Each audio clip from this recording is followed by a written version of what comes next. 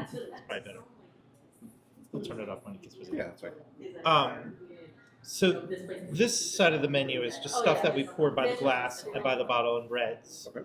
whites, and we have one rosé right now, and just kind of highlights the flights that people can do. This side, we have bottle sales only. Like we don't pour glasses, even if there's a glass price there. It's just we can only pour. We don't have like a bazillion open bottles because we get stuck with it. So we take some of our slower moving stuff or limited availability or more expensive stuff that somebody might just say, "Oh, I want my reserve cab in the flight." And we pour 2 ounces and nobody else orders it. Right. We end up dumping the bottle. It's really not worth it. Yeah. Specialty wines. We have an ice cider and an ice wine. We have 2 vermouths and 2 port styles. And we have some draft stuff.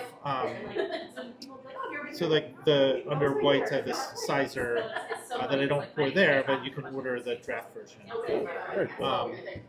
And then down here, these are like non-wine drinking crowd pleaser sweet fruity wines. I mean, they're balanced. They have really good flavor. I'm proud to serve them, but I'm not like, it's not my passion. Like the dry reds and the ciders That's fair, yeah. are more what I do. And then this is double-sided, but it says both the same thing on both sides. We carry local beer from other breweries, and same with cocktail, RTDs, non-alcoholic stuff. But this right here is our draft cider list, and so we have those all in draft, and I can go through all those too. And then some of the ciders we have packaged in cans to go. Do you guys do the ciders too? What's that? You guys do the ciders too? Yeah. Oh, I didn't know that. As a winery license, yeah, we can do any fruit fermented. Oh, that's fantastic. I had no idea. Yeah, so our wines, if you look, you see Yakima Valley, California. We source our grapes from the West Coast, bring them here, make the wine. Okay. For our ciders, we use Soulberry Orchards almost exclusively as Oh, our wow. apple source. Okay. New Hope, yeah. Yeah. Oh, that's really cool. Yeah. Okay. Wow. So that's a lot. Right? Yeah. That's really cool. I had no idea. 7, 8, 9, 10, 11, and then we counted these 12, 13, 14, 15, 16, 17, 18, 20, 21, 22, 23, 24, 25, 26, 27, 28. I'm going to miss about 30. Plus the Keys wines are, that's... I usually add hash. Yeah. I like it, which is just fine. Yeah, it's like pushing 45 hours there, so... we shouldn't drink all of them. Right. Well, let me ask you, like, what do you like to drink when you're drinking wine or cider? So I'll be honest, like I really sort of ciders. I'm pretty open with. Like I haven't come across a cider I haven't enjoyed yet. Okay. I think just like that fruity kind of back to things I really enjoy. When it comes to wine, like I'm still learning a lot. Are you a beer drinker too? So I'm not really like a big drinker in general, Okay. and that's sort of been like this sort of journey of this was. I spent last year really diving into coffee and understanding like where the coffee beans come from and seeing the roasting process and learning how to taste that. So a lot of this for me has been understanding wines and what I like about it and what I don't like about it. Because I find things from a lot of different flavor profiles that I enjoy. Yeah. I tend to be pretty like open about that. Again, I don't think I've come across like a wine that I don't enjoy. Both red, white, anything in between. I spent some time with the guys at Rienzi Winery locally, so they kind of like started walking me through that process. So I can nerd out on all aspects of everything. So like when you want to have like a nerd aside, like, we can do that. I think what I want to do, what I like to do, is not necessarily what might be best for me personally, but I want like your kind of recommendations of things in terms of like if we were to say 2 or 3 of your favorite reds, 2 or 3 of your favorite whites, 2 or 3 of your favorite ciders, Sure. and just like why are they your favorites, right? Like why are they special to you? Why are they the ones that You're like my children though, so basically all... we're gonna have a conversation. I'm gonna describe some of the ciders, and then you're gonna tell me like, okay, that sounds good. I'll try that. Okay. All right. I'm not gonna play favorites. All right. Fair enough. I want to give you though like a quick background on where I come from and how I. Feel free to interrupt me, or do you want me to put that on? Oh no, this picks up perfectly. All right. So I mean, if you go way back, my first experience with alcohol was really beer and brewing beer, and I started doing that in high school. And I brewed beer all through college, and in college I had this crazy idea I wanted to open a brewery, and that was like back in the early 90s, before most people did. And I went to school in Vermont, at the University of Vermont, and I remember there's a famous brewery up there, Vermont Pub and Brewery, and there's a brewer owner named Greg Noonan who wrote a book on making lager beer. It's kind of like the handbook for craft brewers for years and years. So when I graduated, it was a tough job market in '92, and I wanted to be a park ranger, like Smokey the Bear kind of thing. And but that was just, it didn't work out. Like I wasn't going back to graduate school, and I liked the alcohol industry. So I ended up starting a beer and wine supply company, mostly oriented towards beer, called Keystone Homebrew Supply. Oh, yeah, I'm very familiar with Keystone. Yeah, so I started that in 1992 Okay. in the new Montgomeryville Mart. It was open Friday, Saturday, Sunday, and I kind of grew it from there. I was in the Mart for a few years, and I moved out on the 309 in Montgomeryville, and I was there for 14 years, and then I bought a very large building, and as part of what we did in that very large building was I decided to start a winery. So the winery was kind of in the space, but there were some rule changes on the state level that allowed out-of-state grapes to be used for production for wine in Pennsylvania. Up until that ruling, there was state law that said you had to use 75% Pennsylvania fruit, and the other 25% had to come from 350 miles to the winery. But then there was the Supreme Court said that you can't treat in-state wineries different than out-of-state wineries. And since out-of-state wineries didn't have a restriction, they couldn't restrict the Pennsylvania wineries. At that point, I said, oh, now I can start the winery with all the grapes I'm already bringing in for the home wine producers. Because I worked really hard to source really great grapes, and it only made sense for me to use the same grapes that I'm selling to people to make the wine. Yeah. Now, my original premise on making the wine and starting a winery was what I really wanted to do was help people make wine themselves, but with us. So I developed this barrel program where customers would come in ahead of time, pick the grapes that they wanted to make wine from, and then when the grapes, we would order the grapes, and when the grapes arrive, we would call up the customers that come in, see the grapes, taste the grapes, help crush the grapes. Then we fermented them out on the skins for 2 weeks, and then they would come back for the pressing, and we would they would help load them into the press, we'd squeeze them out, and then we would put them in a barrel and let them undergo second fermentation, which is called malolactic fermentation. And then January would roll around at that time, and we'd do a barrel tasting. The customer would come in and see how the wine has changed after the second fermentation. And then a few months later, we would do a blending session where the customer would come in and we would lay out 3 different potential blends of wine for them, where we mixed in some other stuff, and they get to pick what their final wine would be out of those choices, and then they would develop a custom label, and then they would come in and fill the bottles and put the labels on, and then take the wines home. So that was my whole idea on starting a winery. That's why I wanted to do it. The tasting room that you see here today that you're in is kind of like a side effect of having a winery, so that was not my original goal, was to be like, oh, I want to have a winery and a winery tasting room. My original goal was I wanted to demystify wine and help people make wine that they liked with us, and that was the idea behind Stone and Key Cellars. Our original motto, I don't really use it anymore, was unlock your winemaking potential.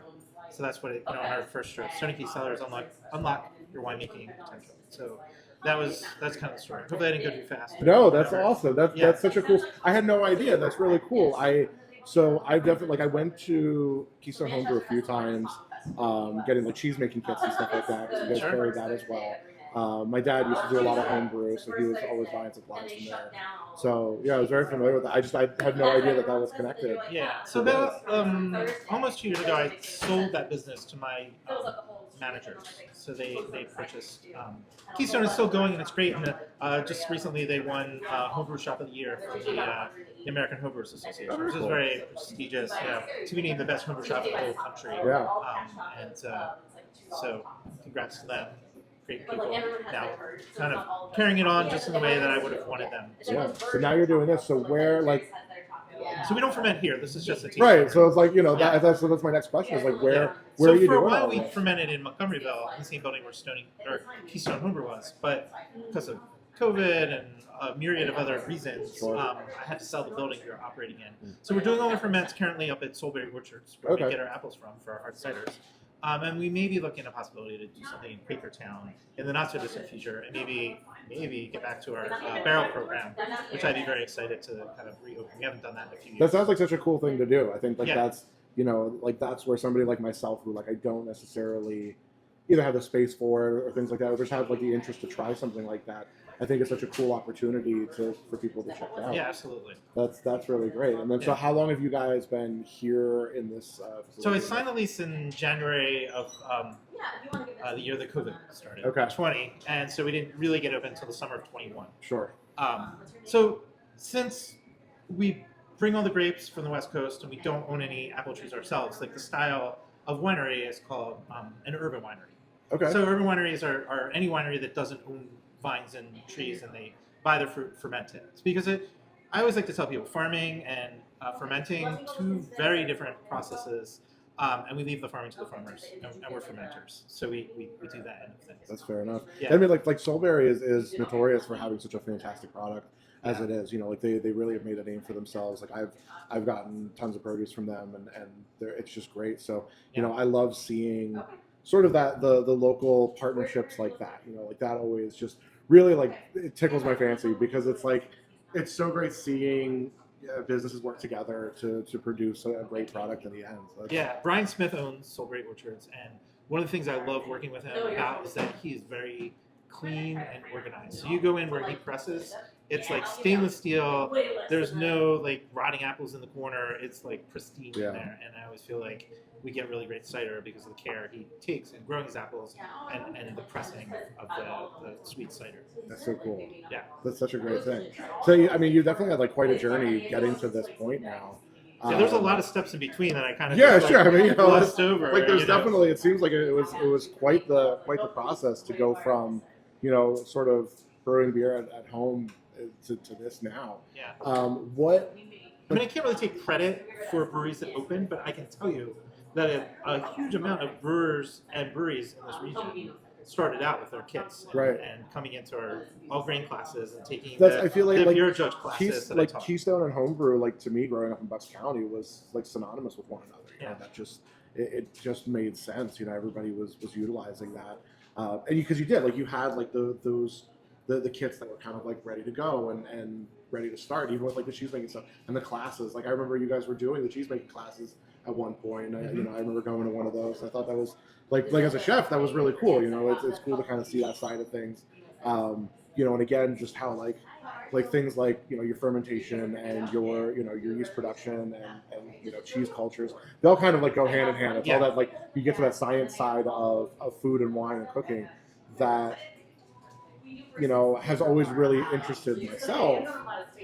And to get to like see that in real time and see that process, I think is really, really cool. Would you ever? I mean, because like obviously, would you go deeper into beer at any point again, or are you? So in terms of like commercial production in Pennsylvania, of alcohol, there's three main licenses. There's the brewer's license where you work with grains. There's the winery license where you work with grapes and other fruit. And then you get a distiller's license. I mean, brewing. I actually started the winery because I thought brewing kind of peaked, and that was in 2013. It still kept going for a while, but I feel that industry is matured and is, I would say there's more breweries closing than opening, and people still opening them, but I don't. I feel like I may have missed the boat in starting a winery. That's right. I mean, there is a brewery, not a you do reach a certain point of like almost oversaturation with that. It's like you can only go to so many microbreweries every day. Like each week, you can only do so much of that. So it does hit a point. Do you see? Maybe I'm not on the mark with this, but I think you would have a better touch of this. Is do you see wine kind of picking up in this area? Now that beer has sort of settled a little bit, like I feel, and maybe just because I'm diving deeper into this now myself, but I'm starting to see some more wineries popping up and more just wine producers popping up in the area. So I don't know if that's sort of like an influx of it, if this is something that just because I'm now getting involved with it, I'm seeing it. There's definitely some more like urban wineries opening. People are looking for opportunities to to make wine without. I mean, to start a winery and be an estate winery where you grow all your fruit and grapes. I mean, you're talking at least 5 to 7 years from when you started to when you actually produce any alcohol. Yeah. Like, because you gotta prep the ground, then you gotta plant the vines. Depending on how old the vines you actually buy to plant, it's at least 3 to 5 years before you get any fruit that you might even think about making wine from. And probably like you're not going to really start to get mature vines producing full flavor grapes till like 7 to 10 years in. I mean, that's a lot of time and a lot of expense to buy the land, buy the plants, put up the trellising, plant them, prune them, spray them to keep them healthy, and build out your whole winery. So like starting a winery. And they always joke, if you want to make a small fortune in the wine business, start with a large fortune. I mean, it's really the rich man's game. So, like, if you want to get into, winemaking on a commercial level, and you don't have a lot of money, and you don't have a lot of land, and you don't have 7 to 10 years to wait, an urban gig is the way to go. So you're seeing more and more of it. In terms of like, alcohol is a huge industry right now. I mean, there's a lot of factors going into alcohol. Sure.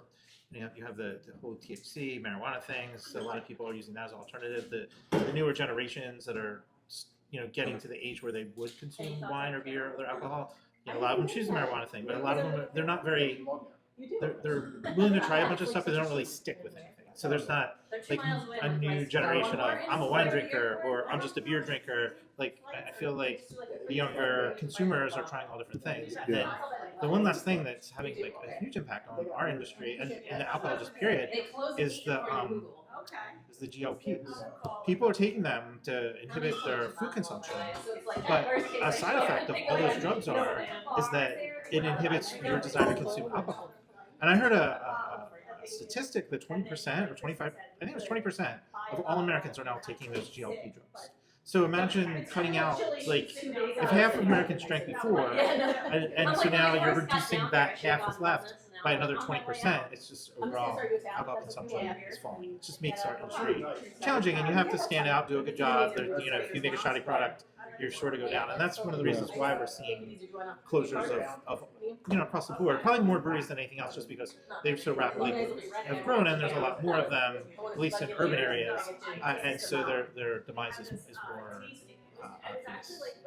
Okay. So I don't really suspect that I'm going to be trying to open a bunch more tasting rooms at this point. I'm really trying hard to drive enough traffic here to do what I want. And it's funny is I spent 20 years in the restaurant industry working for small business owners. I never really did the big corporate gigs, but as a general manager of a lot of restaurants, I was like, then it was always that push of like, how do we scale this? How do we grow this? How do we make this bigger than what it is? Whereas now I feel like this push of like small is worthy. I saw this guy put this video up just last night and it says, small is worthy. And I think like that's really poignant of, I feel like you guys have really created a name for yourself with and to me, like this is a lot still, but to just have this sort of intimate space and do what you guys do, these businesses don't always need that scale. They don't need to have 100 different locations. You're the core of what all of this is. You can't duplicate yourself. You can't replicate yourself as much as we try to do that. Yeah. So that there will always be tiny inconsistencies. No matter how hard we try, there will always be tiny inconsistencies from location to location. We want to make sure that there is that consistency. How do you scale that level of production when you have, 40, 50 products that are coming out? Yeah, I'm probably on the extreme side for like an urban producer. Sure, but even then, like when you're trying to, even with 10 to 20, like trying to scale that and understanding that that's the difference between a 100-gallon tank versus a 1,000-gallon tank or 10,000-gallon tank. And what does that look like for space-wise? What does that look like to ensure that consistency? Is it going to batch properly? Is that going to scale, or do we now have to make adjustments in the recipes as you're scaling it? There's so much. Producers it's even more challenging because we're relying on fruit harvest, and you only really harvest fruit once a year. Yep. And so. And wine takes a lot longer to be ready to sell to consumers than beer. So now you're dealing with a fresh product with variable seasons. Like some years are good, some years are bad, and then you have to look and be like, what are people going to drink 3 years from now, and how much of my stuff they're going to drink 3 years from now, so that I can make sure I buy enough grapes to make enough wine for 3 years from now. Yeah. That's kind of why I really like my original model, where people came in a barrel with me, because they got in from the beginning and we ordered enough grapes to satisfy their needs, and financially it was better for cash flow because they're buying the wine ahead of time like a futures, Right. as instead of like 2 or 3 years later after I already sunk the money in the inventory and then waited long enough till I was ready to sell it. Yeah, I mean, I can't imagine, like, I obviously, like, I always primarily dealt with just direct food. So, I'm coming out of kitchens, and sure, I've got to, you've got to see some trends and things, but we're only looking at days, weeks, months, maybe a year out type of timeline. Whereas you're looking at 3+ years more going to that, like that. Cider's a little faster, but wine, yeah. Yeah. And speaking of which, Nick, I'm like, we're sitting here talking. I know. All this Like, time, we gotta. and I haven't even given you anything to. Yeah. Let's start with the cider. Okay, Are perfect. you good with that? Yeah. So I make dry ciders. I make ciders that have some sweetness. I like to think they're balanced. Okay. And I take cider and I alter it various ways, because cider is almost like a blank canvas. So you can just do an apple cider with nothing in it, and that's kind of like the most showing your stuff kind of thing. And then you have the more interesting things that you can do. So we age some in spirit barrels. So we have some cider aged in blue coat gin barrels. Wow. And we had some aged in wiggle rye barrels from the West Coast. And then we have some aged in Laird's apple brandy barrel. The first two are dry, and the second one, or the third one, has a little bit of sweetness to give balance. And then we have our most popular kind of fruit-infused ciders, our cherry pie and our pineapple, where we use pure fruit in them. And then we have also our cider donut one, which I styled after like the spices and flavors that people have orchards put in their cider donuts to serve. And then I have like a hybrid cider style that I make called vino cider, where I ferment cider on grape skins. And so it picks up some of the tannin and flavor of the grapes, but the sugar and the base product is apple cider. Oh, that's a cool concept. Yeah, so we have a rosé made from Cab Franc grapes. So we crush the grapes, press them, and made this light pink Cab Franc wine. And then we took those skins and put the sweet cider on it. And then we have our vino cider Cab Franc. So it's utilizing the grape twice to produce two different distinct beverages. Wow. Okay. So I always like to start with dry. Okay.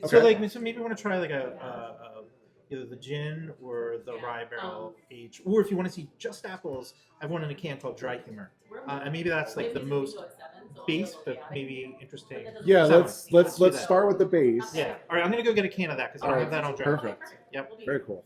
All right. Oh man. Can we take a break for a second? Yeah.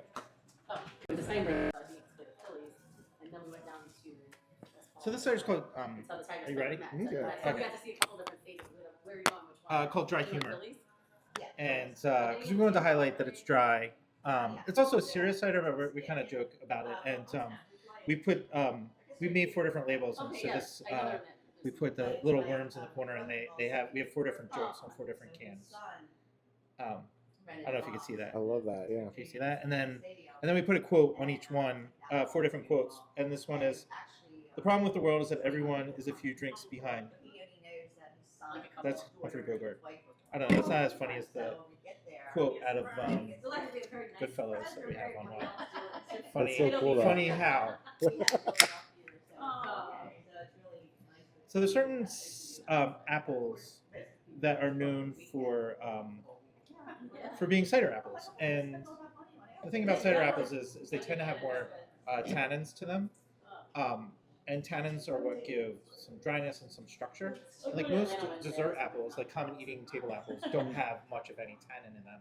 And so when you ferment them out, they're less interesting sometimes than the cider apples. And these apples were developed, varietals in England and France and Spain, and a bunch of them have been planted in the United States, but they're not particularly common today. They used to be more common. When Prohibition rolled around, they ripped out tons and tons of these cider apple trees, so because they weren't making the hard cider with it anymore. So generally, like, we wouldn't see like the apples that are used for this. Some of them. So we have one in here called. There's literally hundreds of cider apples. Okay. It's hard to find very many of them, but we were able to get some. And then we blended in some what they call sharp apples, ones with higher acids. The cider apples are called bitter, and there's 4 categories of apples. There's bitter sharps, bitter sweets, sharps, and then just sweets. Okay. Those are out. So usually you want to have kind of a blend. If you used only bitter sharps, your cider, you have a very tannic, tart thing that you might not want to drink. So we're always trying to blend up something. Interesting. So this one, like, you definitely get the essence of apple. It's not masked by anything. And even the dry heat is still too hot for me. I'm like, oh, why is it warm? Like I feel sticky. I know the outside is still sticky, but I think that's really nice. Like it's very clean. I think is a really great way. It's like you said, like it's a great base. Like this is. so you get a little tannins, a little structure, you get some acid, you get clean apple flavor. Not all ciders, especially ones made in the farmhouse style, are sometimes traditionally fermented with natural yeast, and you get some more funk to them, like more like a lambic, or very, it'll have a lot of like acetic, like lactic, acetic, Brettanomyces, some like funk to it. But for the most part, the style that I like to make in terms of cider is more clean and less of the spoilage, but in small quantities makes a balanced cider. It's pretty risky to produce ciders like that, and a lot of that has to do with, like, if you own a big orchard and you have 400 acres of trees, and you take your prettiest apples and you're selling them, and then you have a whole bunch of apples left over that are misshapen or dented or whatever, and that's what you turn into cider. You crush them up, you press them, you ferment them, and cider. And essentially, that's like free cider. That's like value added for your orchard, because otherwise you'd probably be, maybe processing them into applesauce or sweet cider, whatever. When you ferment it, now you have hard cider. But that's what happens with the extra apples. But for me, since I don't own the trees, I have to go out and deliberately buy apples or get, maybe nicer apples, and it costs me a little more money to produce my product. But I don't have to like plant the trees and spray them and prune them and pay the pickers and all the other kind of things. Right. And, so there's definitely trade-offs. Yeah, for sure. Yeah. So I always like aim towards a cleaner cider, and I'm a big proponent of modern winemaking, where you find a good yeast that has been known to produce good wines and ciders, and that's what you use to ferment out your products. Right. I can't afford the risk of hoping for an all natural ferment. Yeah, absolutely. That's really great. I just love that sort of like classic clean flavor profile to it. Yeah. So let's stay in the dry realm. Go back to it. I'm going to pour some of our, I think, Blue Blazer, which is aged in blue coat gin barrels. Very cool. I think it's on the other side of it. Or maybe not. It's double sided. Maybe the two-sided. Depends on the day what my heart's like. I was drinking,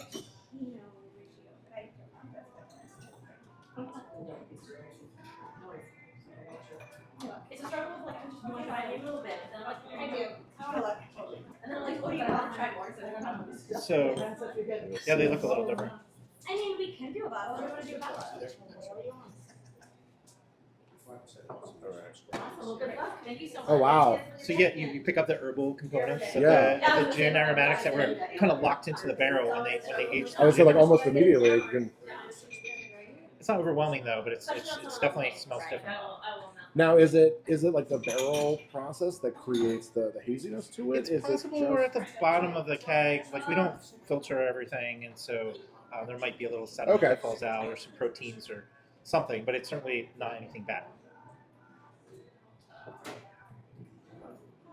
You get some of the oak, some of a little of the booziness, the herbalness. There's more complexity. So like just plain cider sometimes, it has to be really good and can't really have any faults. Not that this has a fault, but it's different. And then this got more interesting because we added herbal component from the gin, we added the wood component from the barrel, we added the aging component by putting it in the barrel for 5, 6, 7, 8, 9, 10 months. Can't remember how long we did. That's really cool though, because I mean, like you almost immediately it's got that gin.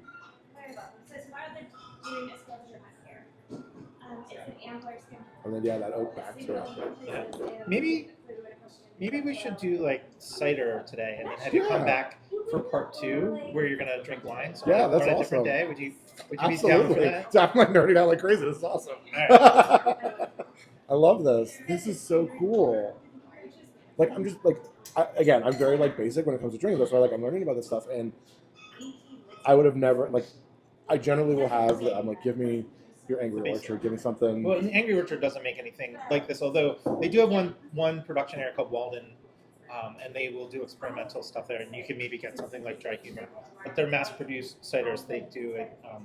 They actually do it up in Fogelsville, in that big plant.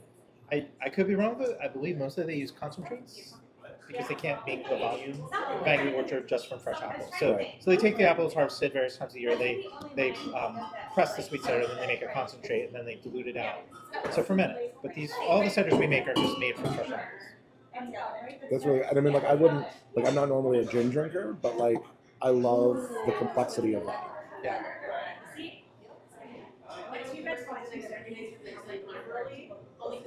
Yeah, this is really good.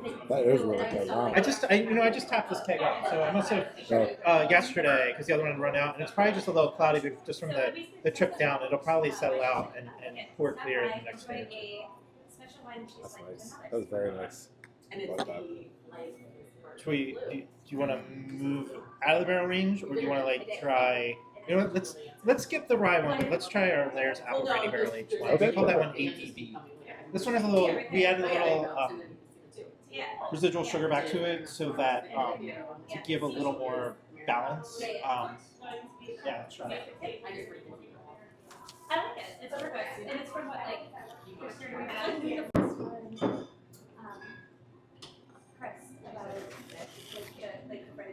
about it. It also has a little bit of cloudiness to it. But this is Laird's is one of the oldest distilleries in the country, and they're in New Jersey. Now, most of their apple brandy or applejack they make is actually done in Virginia, but then they bring it back to New Jersey to do their packaging and sales. And their like distillery number with the feds, I think, is like number 2. Oh, no There's way. like 7 generations of distillers, like back to like colonial times. They were a distillery, That's amazing. and they've lasted all these years.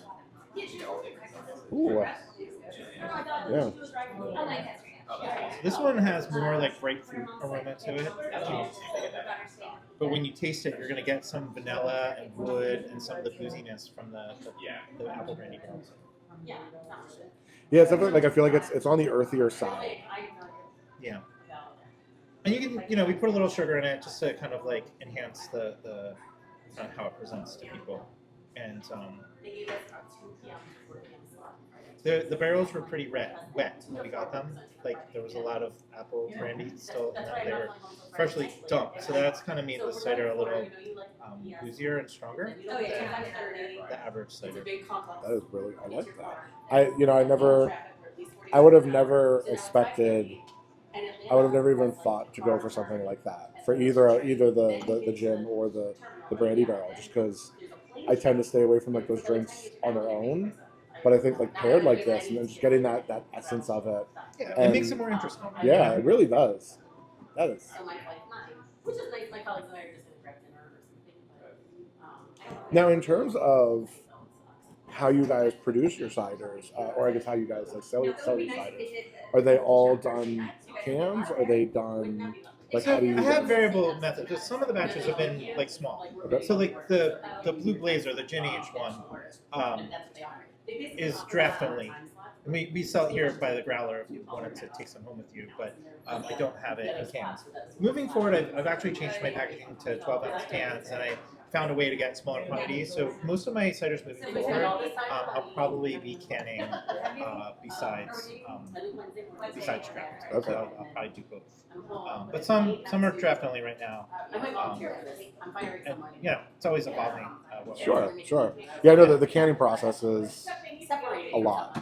It's, Yeah, I mean, I outsource the canning, so I don't have to do it myself. So we have our fruit infused, and then I have my vino ciders. I'm thinking maybe let's do the vino cider, at least Okay. one of them. yeah. And then Perfect.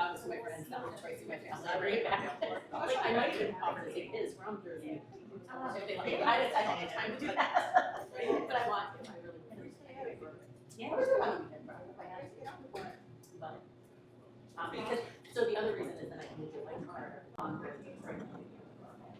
So this is our Cab Franc vino cider. And just to remind you, we made a cab from rosé wine where you crush the grapes and immediately press them. And so then we have these fresh skins, and so all the color and flavor is still locked into them. And we just added fresh cider, sweet cider to that, and fermented those skins with the sweet cider, just like a typical wine. It's beautiful. Pretty. I mean, like, that is gorgeous. Mm. So you can really get the grapes. It's Yeah. almost more like wine than cider. I was gonna say it has that, just that sort of like You get strawberries and cherries, and other kind of bright red fruit flavors. Yeah. You get some of the tannins from the skins, so a little bit of dry complexity towards the end. Yeah, well, I think, I mean, if you gave this to me blind, I wouldn't assume that it was a cider Yeah. at all. But like when you like, the more I think about it, the more it sits. You know, it's like, okay, there's that apple base to it, but like I said, it's that fruit essence of everything else kind Really- of wrapped around it. Really bright red, like cherries and strawberries, and even red raspberries, like all those kind of red fruit character you're tasting in there. I like how it's adding like that touch of tartness to it. That just it takes it away from like the overly sweet sort of commercial style cider, and I think it really gives it some maturity almost. Yeah, I really like this kind of hybrid beverage, the kind of mixing between wine and cider. That is really cool. That's such a cool concept. I love when you get to take things, you know, constantly like where. I mean, is this something you saw somebody else do? Is this like a style where you're like, hey, let me just... I mean, I have a winery, right? And Sure. we're sitting there making a rosé, and we're fermenting ciders, and I'm looking at these skins that we just crushed and pressed, and I'm like, these skins are fabulous. There's like all this life still left in them. Like, we didn't ferment them, and I was just like, what am I gonna do? And I was like looking at the cider. I'm like, yeah, we gotta put these things together. Just pour it in the cider and just let it ferment. That's so cool. Yeah, I love, you know, I mean, being innovative in items like that, to take things that, you know, a lot of people are like, hey, we're just, you know, we toss it at this point or whatever, you know. I see a lot of people with like the beer grains, taking used beer grains and grinding them up, making flours and milling it.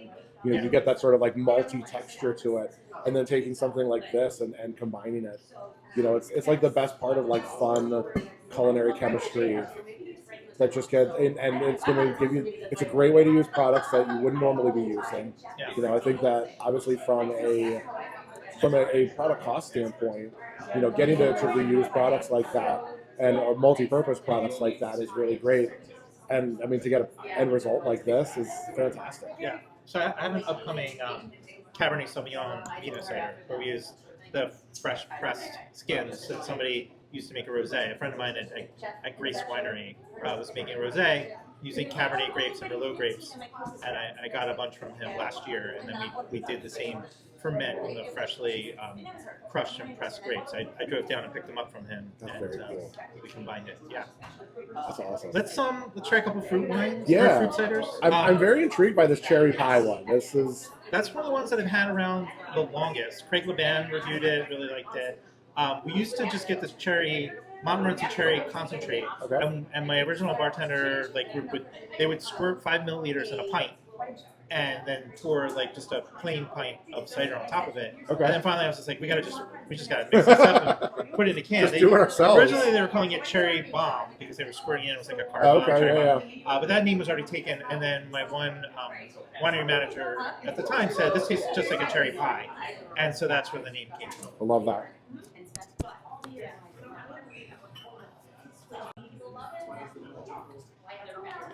that's the truth. You know, so no, I absolutely agree with that. And by the way, I actually the reason some of those was because they knew. So we work with an orchard in Michigan called King Orchard. And they have a pretty extensive orchard where they grow a lot of different cherry varieties, but a lot of the tart Montmorency cherries. These are the cherries that are good if you have gout. They help relieve the pain, and it's these are the ones that around here grow. You see them for like 2 weeks in June, if that. Mostly like at an Amish farmers market. You don't ever really see them in a regular supermarket because they don't have a long shelf life. Sure.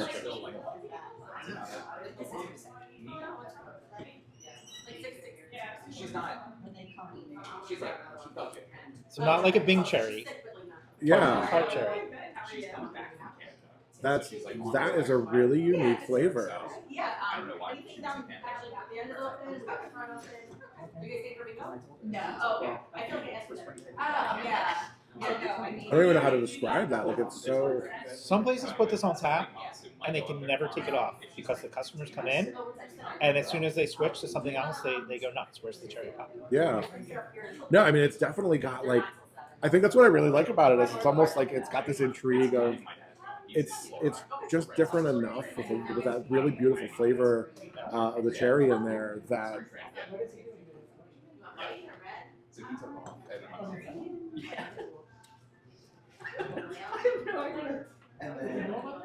It's real, and it's not like I don't find it to be too sweet. I don't think that it's not very tart either. You know, I think that it's just a really beautiful blend of the cherry with the cider. It's just Yeah. When we decide to make a cider that has some sweetness to it, we do a bench trial, and we sit there and we add little bits of sugar incrementally. And what we do is we taste it, and we taste it till we finally get enough sugar to hit the balance that we want. We don't go past it. So it's like the minimal amount of sugar to make the flavor pop. So like if you go back to some of the first ones, like the flavor is more subtle. It doesn't pop. But when you add a fruit and you add a little bit of sugar, not a lot, it really like makes it pop out at you. So yeah, I'd imagine like that sugar acts as almost like salt in regular cookies. It's just gonna enhance that flavor just enough. yeah, This may be my I think they're all they're different. all fair. They all have like such different incredible qualities to it. Yeah, I have the next fruit one we're gonna try is our Pineapple Express. Okay. And are you familiar with Beer Advocate? People go and it's an app. It's been around a long time. People when they go to craft breweries, mostly they taste the beer and then they log the beers and then they rate them. Mm-hmm. And so a lot of times you'll see like when you go to a beer bar, they'll rate the beer as a 4.5 on Beer Advocate.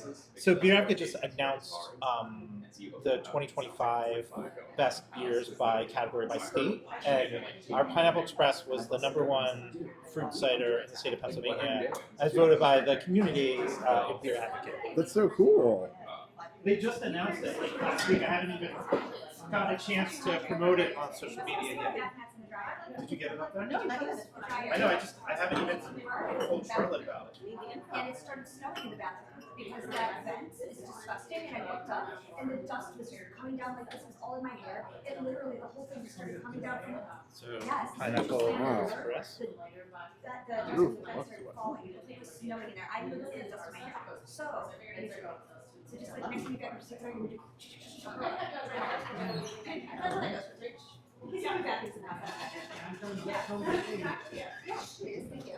Especially since I did dust in my hair. That was a little much. Maybe right after the cherry, it's the pineapple. A little hard to pick out because we're definitely doing a bunch of fruity things. But there's a lot of pineapple that goes in this. No artificial flavors, no artificial colors in any of the ciders we use. It all comes from pure fruit. She was like, yeah. She was like, but I really wish. Now I'm getting it. Second and third sip is All definitely. my hair, and I was like, It's very pineapple-y. I like because I that. had dust in my hair earlier. Not that Now, how do you it's not liquid. But it's like- during the process, right? I guess this would be the science side of it. Is you have something that is incredibly acidic, like a pineapple. Like, how do you control that from sort of getting out of hand during the fermentation process? So there's two things going on right now. So a lot of times people add fruit and do the fermentation. But what we do is we always do our apple ferments first. And then, if we're doing barrel aged, we'll take an already fermented cider and add it to a barrel to pick up the character. So when we make our cherry and our pineapple, we work with a pure fruit concentrate. Okay. And what we do is we'll taste through a bunch of our lots of dry finished cider and decide which ones have the characteristics that we want to combine with the cherry. So then we'll reach out to King Orchard. We'll get a batch of Montmorency cherry concentrate. It's 100% pure. Then I think to it, they just concentrate down, and then we blend that in with the cider to get to the flavor that we want. Same with the pineapple, and then we package it. Very cool. That's such a cool process.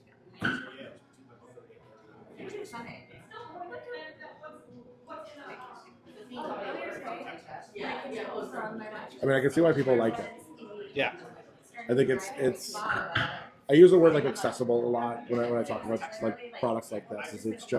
It's something that Everybody will like it. everybody's gonna like it, but I think that it's also sort of like different enough that it's got a little bit of a It still has the to cider it. aroma to it. Yeah. When you smell it, you're smelling the apples and the apple ferment. Yeah, like you're getting the different layers there. If you smell this in the dry humor, this one certainly has changed since we opened it. But I think some of the aromas are very similar in the pineapple and the dry humor. Yeah, it's almost like this is a stacked version Yeah. of this. All right. I don't want to kill you, so we've tried a lot of them. I skipped a few. We're gonna try the cider donut, and then I have one final product we'll drink at the end, which is ice cider. Okay. And that has a cryo concentration component. It's strong, it's sweet, it's acidic. Okay. It's kind of like everything Like amped that. up. Yeah.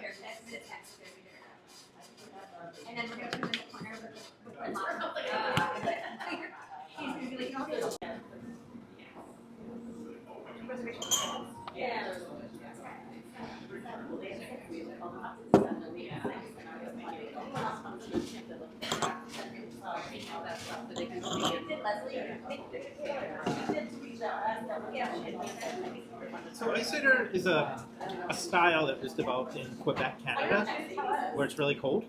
And basically what they did was they crushed and made pressed and made a bunch of sweet cider. And they left it outside in a vessel, I'm guessing like one of those plastic totes. And it got really cold, for a period of time. And it froze. And some components of cider won't freeze, and some will. The water freezes, and a lot of the sugar and the acid and the other things it's like a snow cone. And so then they drained out the liquid, leaving the ice behind in the container. And they got this cryo-concentrated liquid, and then they fermented it. And they kind of codified the style, like it has to be 30% sugar, and basically, how to do it. So when I was first starting my orchard Soulberry that I was working with, he had a lot of apples. And he kept pressing more and being like, Jason, here's another tote. Jason, here's another tote. And I was like, what the heck am I going to do with this? I'm just starting out. And he just didn't have any storage space for it. And he'd rather give it to me as cider. I was like, all right, we're making ice cider. And I had a giant shipping container that would go down to like minus 10 degrees. And we just put like 2 totes in there and we cranked it down to minus 10 for a week. And we took it out and we drained off the concentrated liquid till it was 30 bricks, and then we stopped. And then we fermented it, and so it came out to 15% alcohol, and 30 bricks is about 30% sugar, so there's like 15% sugar, and the acid's in there and it's concentrated, and we don't make this every year because I don't sell enough for the cost that it makes. So this actually is from probably about 10 years ago we made this one. Oh wow. So So no, it's interesting you say like so you ferment it after we concentrated it. So like a German Eisbach, Okay. they concentrate the alcohol afterwards by freezing a finished fermented product. But what we wanted to do is collect extra sugar to make it sweet, so it's frozen before fermentation, and then we ferment, and then the sugar levels is so high that the alcohol, when it gets to a certain level, the yeast just quits. So it's sweet because the yeast gave up and it couldn't ferment it all out. That's so cool though.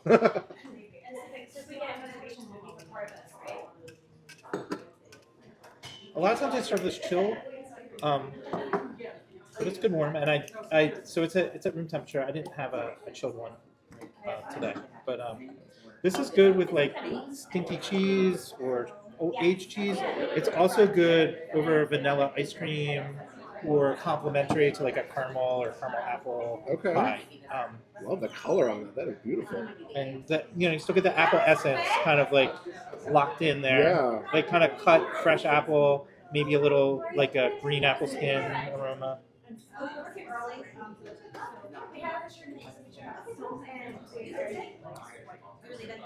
Concentrated sugar, concentrated acid, concentrated flavor. That is fun. I mean, just initially, right? Like I'm getting like it's obviously a different texture than everything else. You know, it's a lot. Thick, it's yeah, it's like mouth-coating. it's got that creamy kind of texture to it.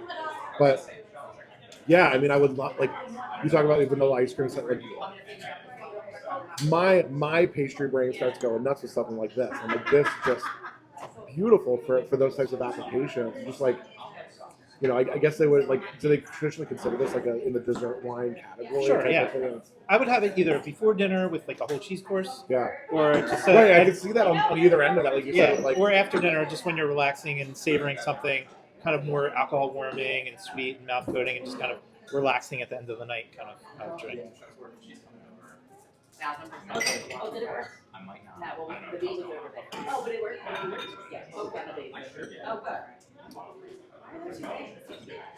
that's outstanding. Should anyone know? I mean, that's probably right. Thank you.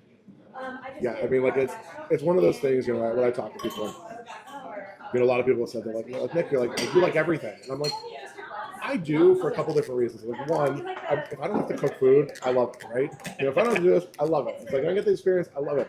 But I'm like, I understand the work that goes into these things too.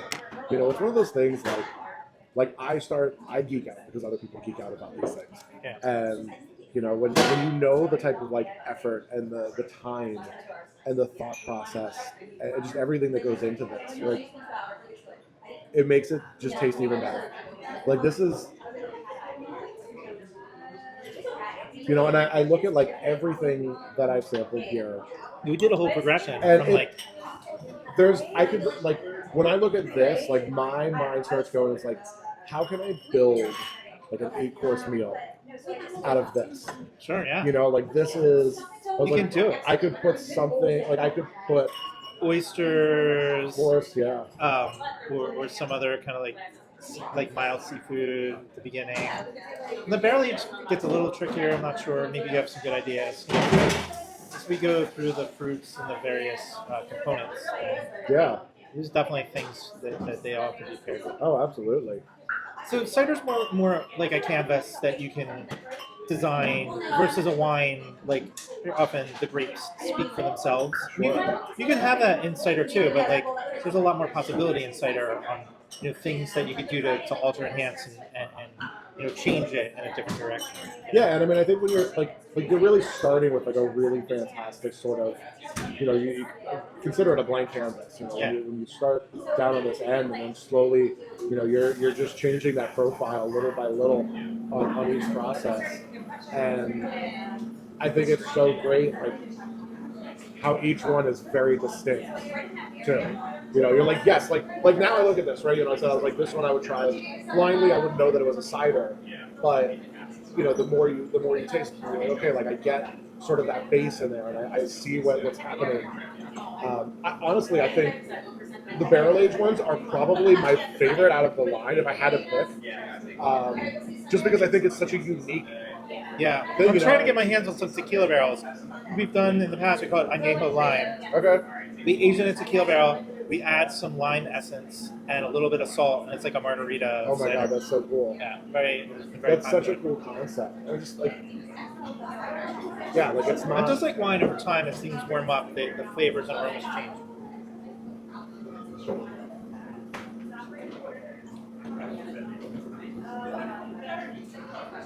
Sorry for all the noise. Oh no, you're fine. You're fine. So tonight's music bingo. It's one of those things that have been very successful for us. The second and fourth Fridays, we have a great DJ that comes in and he makes up bingo cards. I was look, you guys had a lot of reserved spots over there, which. We're gonna fill up tonight. People at 7:15, people want to come in. There won't be a seat. Oh wow. It's on the few That's so times cool. that we fill up all the way. That's I love that concept of like it's like how do you utilize the space when it's not fully being utilized, and then that's really cool. And it brings people out. It gets gets people intrigued about this. That's awesome. Are you guys at tomorrow? Are you guys at the Brewfest in Bucks Beer Badge? No. I've done I that don't one know in the if you've past, and I just couldn't get it together. Ambler's having a scavenger hunt tomorrow, Oh, and we're pretty excited to be a part of that. that's pretty. Yeah. Yeah, I love the that. Rotary is doing it with Ambler Main Street. And, a bunch of businesses, donated a prize, and we have clues, and people have to come in and figure out the clue. It's their first time doing it. I think they're doing a pretty good That's a job. cool concept. I Yeah. love that. That's really interesting. Well, I gotta say, this is like, I love hearing that passion behind everything, and just sort of that, like, you can tell, like you said, these are your children. They all, I'm picking a favorite. I can only imagine, just it's like, as the years went on, and being there for like every day, every step of this process, and building these, and the trial and error, and just, like, I can only imagine how many times you made something that didn't work out, As an alcohol producer, any kind of, even as a chef, like, if you make something that doesn't turn out the way you want, sometimes you gotta, like, wash your hands of it, chalk it up. You don't want to give yourself a bad name, right? So you suck it up and you send it away. And so we have a beverage in a barrel right now called Pomo. And Pomo is when you take a sweet cider and infuse it with a brandy, an apple brandy, to get the alcohol high enough so it doesn't ferment. So you preserve all the sweet flavors and apple aroma in a fresh cider, but you lock it in and make it stable with an apple brandy. And we worked with Philadelphia Distilling on that one. I had a bunch of cider that I wasn't putting in a beverage, and they distilled it out, and then we had this apple brandy that was pretty decent. And we used that and infused it with fresh cider and put it in a barrel. And so now we're waiting for the flavors to meld the way we want, and then we'll have a Pomo at some point. Really cool. Yeah. Do you have, like, throughout this process, right? Are there sort of like a fail-safe checkpoint where you're able to maybe sample the product and go, like, this is going to work, this isn't going to work? Maybe there was like a temperature issue, a fermentation issue. Sometimes it's hard to tell. I made a batch of our apple brandy barrel-aged cider at one point, and then I packaged it, and then something happened and it changed. And you'll see that in ciders. I have one right now called Cider Blanc, and it kind of was super clean, and then it's not that it's dirty now, but the flavor altered in a way that I didn't love. It's still good cider, but it's not what I wanted. But the apple brandy batch I had made went in a direction, and I was just like, oh, I can't sell this. I pulled it back, and I just put it in the back of my cooler, and I'm like, I'll deal with that later, and I stopped thinking about it. And I had an employee, and he kept coming back. He's like, well, what about the apple brandy barrel? I'm like, just leave it be. Just, we have other things to worry about. And then, like, 9 months later, he came back to me. He's like, Jason, it's good now. I'm like, it doesn't get good. It doesn't change. Like, we went back and tasted it, and it just continued to change and whatever. And it rounded a corner, and all of a sudden, it was good. That's cool. And people liked it, and I sold through it. And I'm glad I didn't dump it. I was like this close to dumping it at some point, but I just set it aside, and it changed. Wines will do that too. Yeah. So that's one of the more interesting challenges in the winery cidery business, is that things change over time. It's a living product.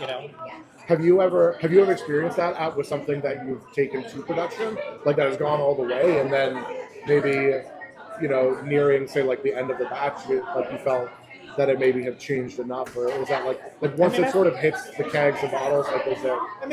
I have a wine right now, a Gewürztraminer, and the winemaker at the time didn't check its protein stability, and so we packaged it, and at some point the proteins came out of solution, and now there's a sediment at the bottom of the bottle. Now, in about 5 or 6 years, people never wanted to see any cloudy wine.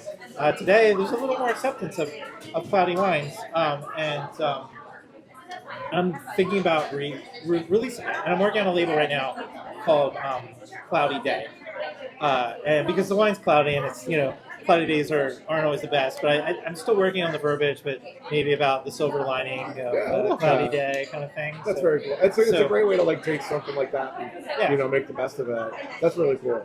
So I set it aside, and I didn't get rid of it. And we, it's been like 4 years in the bottle, and it still tastes good. Hasn't thrown any more sediment, so I think we're going to break it out. We'll see what happens. We'll let people know what it is. So they could decide. I love that. That's awesome. This is an incredible experience. Yeah. Oh no, I'm sorry. That's good. We'll be clearing out in a minute. So. Yeah, this was incredible. Like, this was really eye-opening, and I'm looking forward to doing this again. Yeah, let's do wine. I just kind of at the beginning, I was just like, if we're gonna do this right, like, let's just do cider tonight. Yeah, this is awesome. Oh, that's so cool. Seriously, this was unbelievable. Yeah, dude. I love it. I love people who are like passionate about what they do. So I'll give you my email, my cell, and then when you're editing or putting it together, if you have questions or want to Yeah, make absolutely. clarification, reach out to me. Yeah, this will be good. I'll actually be able to do like a nice long one on YouTube and then put the rest together. So this is cool. This is great, food. I can't thank you enough. Like this is, like I said, I love hearing these things. I'm tired of being a